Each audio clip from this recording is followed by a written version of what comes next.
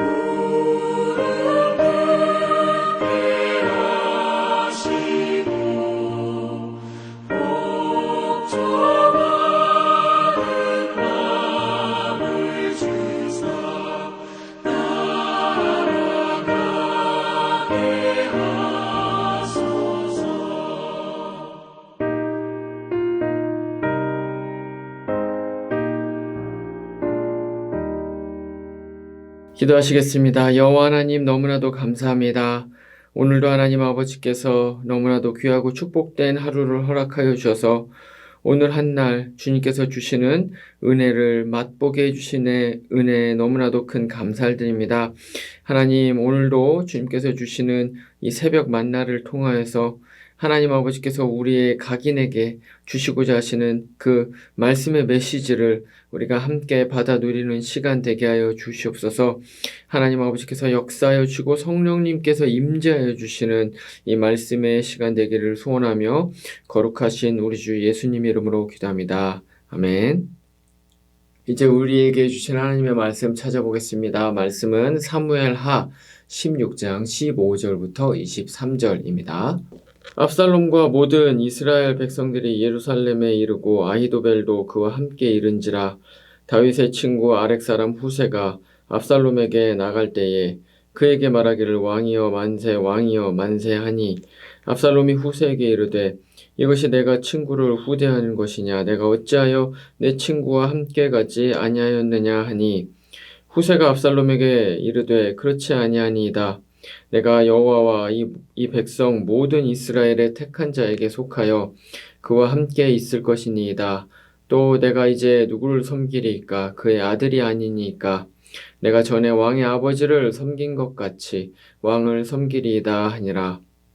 압살롬이 아히도벨에게 이르되 너는 어떻게 행할 계략을 우리에게 가르치라 하니 아히도벨이 압살롬에게 이르되 왕의 아버지가 남겨두어 왕궁을 지키게 한 후궁들과 더불어 동침하소서. 그리하면 왕께서 왕의 아버지가 미워하는 바됨을 온 이스라엘이 들으리니 왕과 함께 있는 모든 사람의 힘이 더욱 강하여지리이다 하니라. 이에 사람들이 압살롬을 위하여 옥상에 장막을 치니 압살롬이 온 이스라엘 무리의 눈앞에서 그 아버지의 후궁들과 더불어 동침하니라. 그때 아히도벨이 베푸는 계략은 사람이 하나님께 물어서 받은 말씀과 같은 것이라. 아히도벨의 모든 계략은 다윗에게나 압살롬에게나 그와 같이 여겨졌더라. 아멘. 사람의 진짜 성품은 언제 나타나게 될까요? 아무런 문제가 없고 모든 것이 평탄할 때에, 그럴 때에는 사실 사람의 진면모가 잘 드러나지를 않습니다. 하지만 개인의 위기의 순간이나 아니면 공동체가 어려움을 겪고 있는 그런 위기의 순간, 그리고 공동체가 뭔가 불안정하고 무질서하게 됐을 때, 한 사람의 진면모가 드러나게 되는 경우들이 많이 있습니다. 어떤 사람은 그와 같은 위기와 또 불안정의 시기에 틈타서 정말 전에 보이지 않았었던 이제 그러한 자신의 욕망, 부정함, 권력에 대한 욕구, 잔인함, 그런 게 드러나기도 하고요. 또 어떤 사람은 그런 위기의 상황 가운데서도 끝까지 정직과 순결과 공의를 지키기 위해서 몸부림치는 그런 모습들을 또 우리가 보게 되기도 합니다. 그래서 난세가 영웅을 만들기도 하고 간웅을 만들기도 하는 그런 것을 우리는 역사를 통해서 너무나도 자주 봐왔습니다. 그런 시대와 상황을 만나지 않았다면 그냥 평범한 사람으로 살았을 만한 그런 사람이 그와 같은 위기와 불안정의 시기에 졸지에 역적이 되어버리는 그러한 상황이 연출되기도 하고요. 또 그런 위기와 상황을 만나지 않았다면, 그냥 평상시와 같이 살았다면 그냥 무명으로 살았을 어떤 사람은 또 그런 어려운 시기를 잘 극복해서 일약 스타가 되고 영웅이 되는 그러한 모습들도 우리는 보게 됩니다. 그런데 성경에도 이와 같은 일들이 굉장히 많이 일어나는 것을 볼 수 있습니다. 왜냐하면 성경은 하나님의 진리의 계시의 말씀임과 동시에 더불어서 인간의 그런 복잡한 면모들, 그리고 그런 군상들을 잘 드러내주는 최고의 또 인문학적 서적이기도 하기 때문에 그렇습니다. 그래서 이 성경을 보다 보면 어떤 드라마나 영화에서 보는 것보다 훨씬 더 깊은 수준으로 인간의 진면모를 잘 드러내는 것을 많이 보면서 정말 성경이 우리한테 사람에 대해서 생각할 거리들을 정말 많이 던져주는구나 하는 그런 것을 경험을 해보게 될 때가 있는 것이죠. 특히 이 성경의 역사서를 보면요, 이제 우리가 그런 것들을 많이 볼 수가 있습니다. 우리가 어제 말씀까지 계속해서 사무엘 하의 말씀을 이제 보고 있는데요. 이 사무엘 하의 말씀은 계속해서 우리가 보는 것처럼 다윗의 밧세바 사건 이후로 계속해서 다윗 왕국이 흔들거리고 불안정한 그 위기의 순간을 맞이하는 것을 우리가 이제 보게 됩니다. 근데 이 불안정의 시기이기 때문에 말씀드렸던 것처럼 많은 사람들이 등장을 해서 그 전에는 전혀 볼 수 없었던 그러한 면모들을 이제 보게 되는 그런 일들이 많은데요. 오늘의 말씀을 통해서도 우리가 그것을 볼 수가 있습니다. 그래서 우리가 그 말씀을 보면서 하나님께서 우리에게 주시고자 하시는 그 진리의 메시지가 무엇인가 우리 함께 나눠보는 시간을 갖도록 하겠습니다. 오늘 말씀에서 우리가 면밀히 살펴보기를 원하는 한 인물이 있습니다. 그 사람은 누구냐면 바로 아히도벨이라는 사람입니다. 사실 생소하죠. 왜냐하면 성경이 아히도벨이 어떤 사람인지에 대해서 많은 말을 하고 있지 않기 때문에 그렇습니다. 다만 이 역대상 27장 33절에 따르면 이 아히도벨은 다윗의 모사였다고 이제 그렇게 알 수 있습니다. 사극이나 영화 같은 것을 보면요, 이 왕이나 그런 장군, 이런 사람들 옆에 약간 오른팔 같은 그러한 역할을 하는 사람들이 있습니다. 그래서 상황에 따라서 어떻게 대처를 해야 되는지를 이제 조언을 해주고, 그리고 적과 어떻게 싸움을 해야 되는지 그 전략, 전술을 함께 짜는 그런 사람들을 이제 우리가 책사 혹은 모사 이제 이렇게 이야기를 하죠. 예를 들면 삼국지에서 유비에게 누가 있었습니까? 최고의 모사인 제갈공명이 있었던 것이죠. 그와 같이 모든 왕과 그리고 또 그런 장군 혹은 오늘날에도 역시 마찬가지입니다. 오늘날에도 어떤 정치인이 있으면 정치인이 혼자 있는 것이 아니라 그의 책사와 모사들 참모진이 이제 옆에 있는 것을 이제 볼 수가 있습니다. 이 아히도벨이 다윗에게 있어서 그와 같은 존재였습니다. 그런데 오늘 말씀 23절 말씀을 보면 이 아히도벨이 하는 말이 마치 하나님께 받은 지혜와 같이 여겨졌다라고 하는 것을 이제 보게 되면 이게 얼마나 이제 명망 있는 사람이었고 뛰어난 사람이었고 그래서 권위를 가지고 있었던 사람이었는지 우리가 아히도벨의 그 신망이 높았던 사람이었다는 사실을 우리가 알 수가 있는 것이죠. 그런데 이렇게 뛰어난 머리와는 별개로 아히도벨은 별로 이렇게 좋은 사람같이 보이지는 않습니다. 왜냐면 첫 번째로는 아히도벨은 압살롬의 편에 섰기 때문에 그렇습니다. 이 아히도벨은 이미 이전부터 다윗의 모사였기 때문에 다윗과 압살롬의 그 관계를 이미 알고 있었습니다. 그리고 압살롬이 어떤 사람인지도 사실 이미 파악을 하고 있었겠죠. 그렇게 명민한 사람이었기 때문에 한 10여 년 전부터 다말이 간음을 당하는 그 사건 이후로 압살롬은 마음 가운데 분노와 복수심으로 가득 차 있는 사람이었습니다. 그래서 이복 형제였던 암논을 살해하고 그리고 다른 곳으로 도망을 갔다가 다시 돌아와서는 오랫동안 다윗을 또 죽이기 위한 그러한 많은 일들을 이제 획책하는 것을 사실은 이 아히도벨은 모두 다 알고 있었다는 것이죠. 어떻게 권세를 잡을 수 있는지에 대해서 늘 고민을 하는 사람이었고, 왜 어떻게 신의를 배반하는지를 이 아히도벨은 압살롬을 다 보면서 알고 있었다는 것입니다. 무엇보다 아들이 아버지를 죽이려고 한다라는 것은 사실은 이것은 어떠한 이유에서도 정당화가 될 수 없는 아주 불의한 일이었음을 알고 있었음에도 불구하고 아히도벨은 압살롬의 편에 서게 되는 것이죠. 그가 어떤 근거와 어떤 판단에 의해서 압살롬에게 가게 되었는지 성경은 정확하게 이야기를 하지를 않습니다.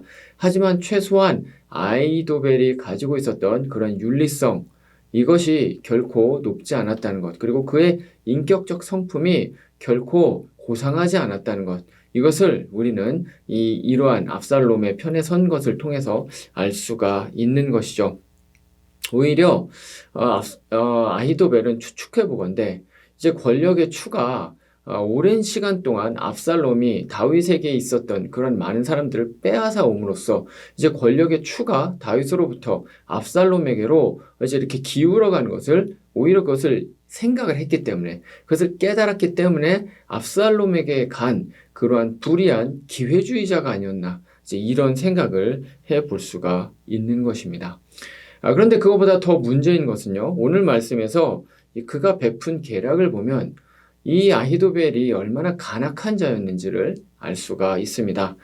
압살롬이 이제 예루살렘 성에 와서 다윗 왕궁에 오게 됩니다.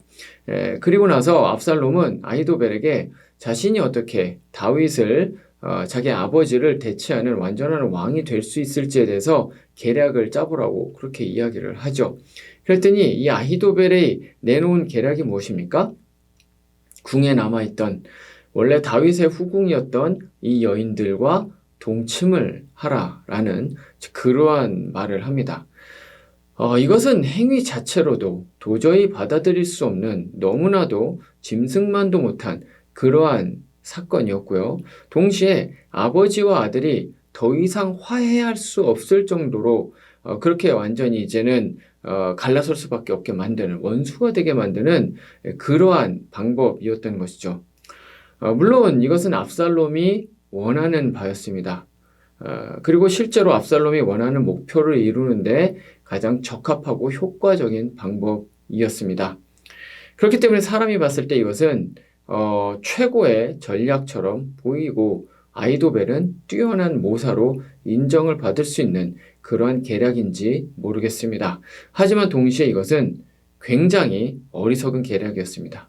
왜냐하면 이러한 방법은 결코 하나님께서 기뻐하시는 방법이 아니었기 때문입니다. 왜 그렇습니까? 사실은 이런 사건이 이미 일어났었죠. 다윗이 밧세바를 간음하는 그와 같은 사건 아니었습니까?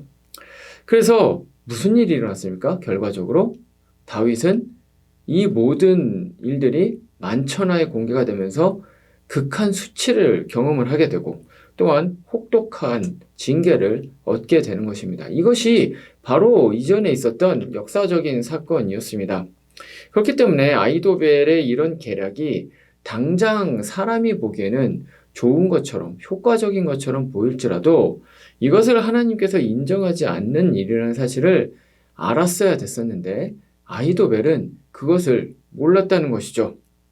그리고 우리가 앞으로 보게 될 내용이지만 이로 인해서 아이도벨이 어떠한 최후를 맞이하게 되는지 결코 그 끝이 좋지 않다는 것을 우리는 알게 됩니다. 그러면 우리가 생각해 볼 것은 이것입니다. 도대체 아이도벨의 근본적인 문제는 무엇이었을까요? 그가 단순히 권력을 지향하는 사람이었고 기회주의적인 사람이었고 간악한 자였다는 것. 사실 그것은 겉으로 드러난 표면적인 문제입니다. 그에게 있어서 정말 진짜 근본적인 문제는 무엇이었을까요? 그는 분명히 남들보다 몇 수 앞을 내다볼 수 있는 뛰어난 모사였던 것은 확실합니다. 하지만 그럼에도 불구하고 그의 진짜 문제는 무엇이었냐? 그는 참된 지혜가 없는 것이 문제였습니다. 지혜로운 사람 같은데요? 라고 생각을 할 수가 있지만 그는 진짜 지혜는 없었던 것이죠. 이것을 알기 위해서는 우리가 먼저 참된 지혜가 무엇인지를 알아야 되는데 사실 성경은 너무나도 많은 곳에서 참된 지혜가 무엇인지를 잘 설명을 해주고 있는데요. 특별히 잠언서 말씀에서 진짜 지혜가 무엇인지를 잘 알려주고 있습니다. 잠언서의 기자인 이 솔로몬은 하나님께 지혜를 구했습니다. 그래서 하나님께서 그를 정말 지혜로운 사람으로 이제 만들어 주셨죠. 그래서 그 많은 지혜를 모으고 모아서 종합하고 종합해서 이제 짓게 되는 그러한 성경이 바로 잠언서인 것이죠. 그런데 이 지혜서인 잠언서를 기록을 하면서 솔로몬이 가장 먼저 지혜 중에서도 가장 중요한 지혜의 서론격적인 그런 부분들을 이제 이야기를 하면서 가장 먼저 잠언 1장 7절에서 이렇게 이제 이야기를 합니다. 여호와를 경외하는 것이 지식의 근본이거늘 미련한 자는 지혜와 훈계를 멸시하느니라. 아멘. 지식과 지혜의 가장 중요한 기초는 다른 것이 아니라 바로 여호와를 경외하는 것이라는 것이죠. 이것이 참된 지혜의 속성이라는 것입니다.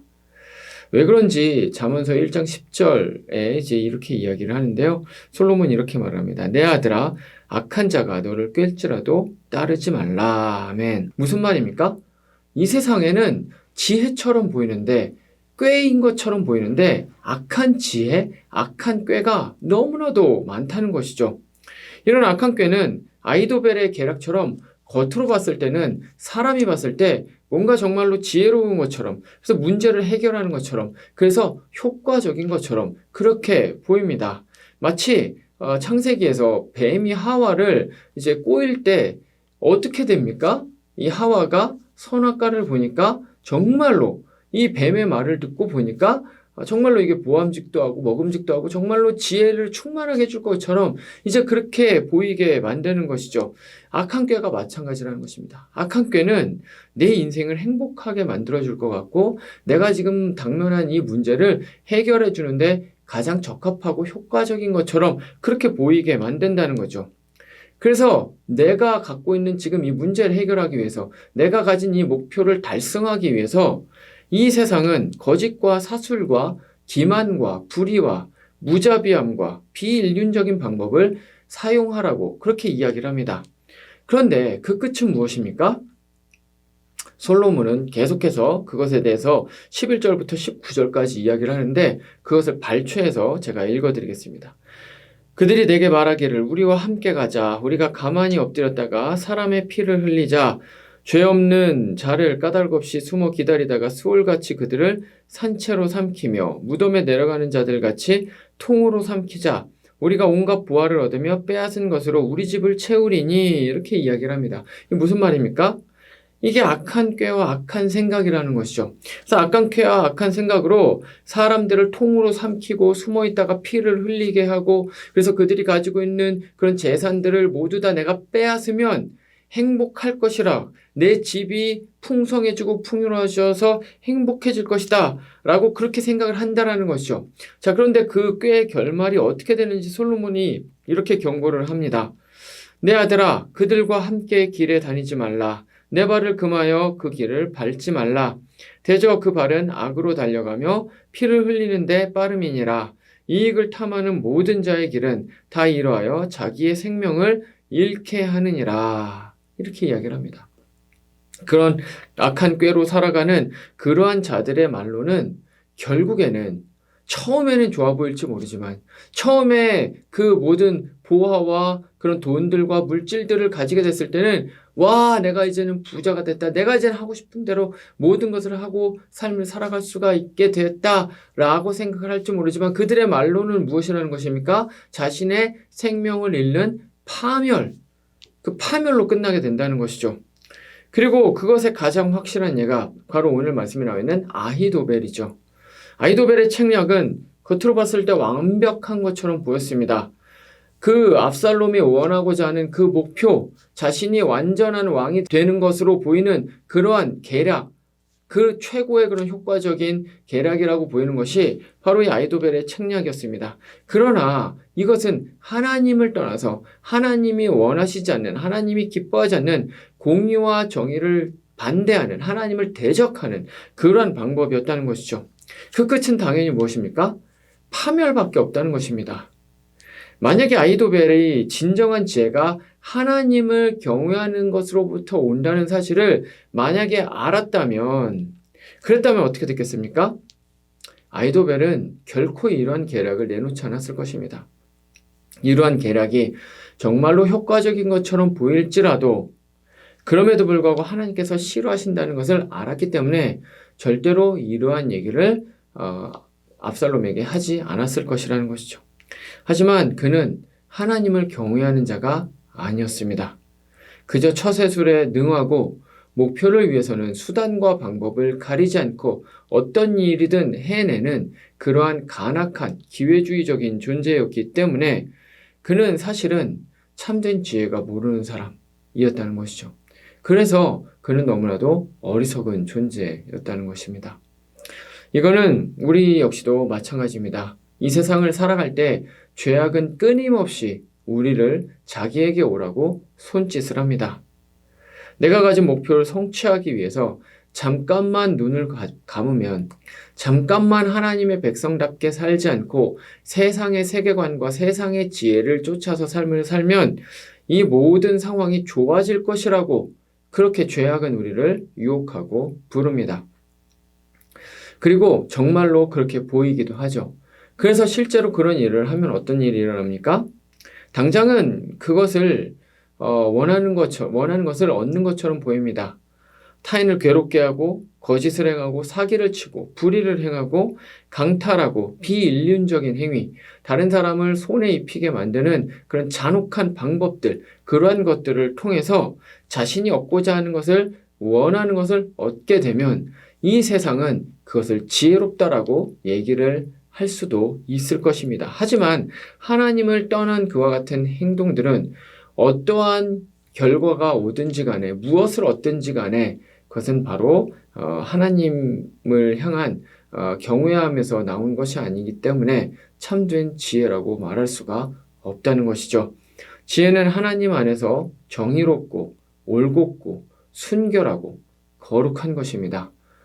목표가 올곧고 정의롭고 또 거룩한 것처럼 똑같이 거기에 도달하는 모든 수단과 방법도 올곧고 정직하고 순결하고 거룩해야 된다는 것이죠. 이것이 하나님께서 원하시는 삶이고 그것이 바로 참된 지혜인 것입니다. 그래서 시편 1편의 저자는 복 있는 사람은 악인의 꾀를 쫓지 않는다 라고 이제 그렇게 이야기를 합니다.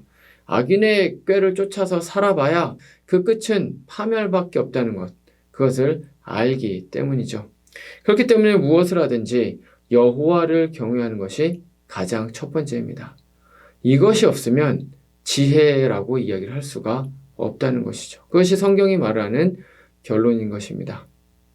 그래서 우리가 이 참된 지혜를 따라가게 될 때 당장은 손해보는 것처럼 보일 수 있습니다. 당장은 다른 사람들에 비해서 뒤처지는 것처럼 보일 수 있습니다. 당장은 더디가 가는 것처럼 보이고 당장은 모자란 것처럼 이제 보일 수 있습니다. 하지만 그럼에도 불구하고 하나님께서는 그러한 삶을 반드시 인도하십니다.